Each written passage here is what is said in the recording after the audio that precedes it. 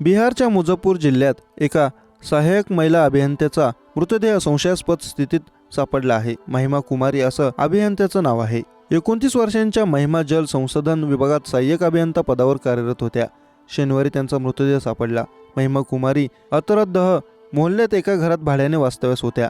त्या मूळच्या लखीसरायाच्या रहिवासी होत्या. महिमा अविवाहित होत्या. 2020 पासून महिमा जल संसाधन विभागात काम करत होत्या. त्या एका घरात भाड्याने राहत असून त्यांच्या मानेवर आणि चेहऱ्यावर जखमांच्या खुणा आढळून आल्या. त्यांचा मृतदेह घराच्या बेडरूममध्ये सापडला. मृतदेहाची अवस्था पाहून महिमा यांच्या कुटुंबियांना हत्येचा संशय आला.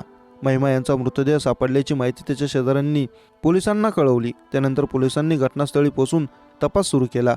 विनोद गुप्ता नावाच्या व्यक्तीच्या घरात महिमा कुमारी एकट्याच 2 वर्षांपासून राहत होत्या.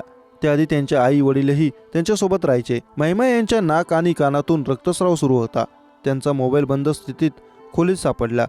पोलिसांनी तो जप्त केला असून रात्री उशिराच्या सुमारास फॉरेन्सिक पथक आणि श्वान पथक घटनास्थळी पोहोचले. त्यांनी खोलीतून पुरावे गोळा केले. रक्ताचे नमुने आणि बोटांचे काही ठसे फॉरेन्सिकला सापडले.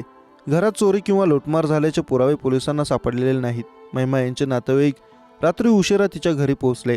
यानंतर पोलिसांनी महिमा यांचा मृतदेह शवविच्छेदनासाठी SKM CH ला पाठवला.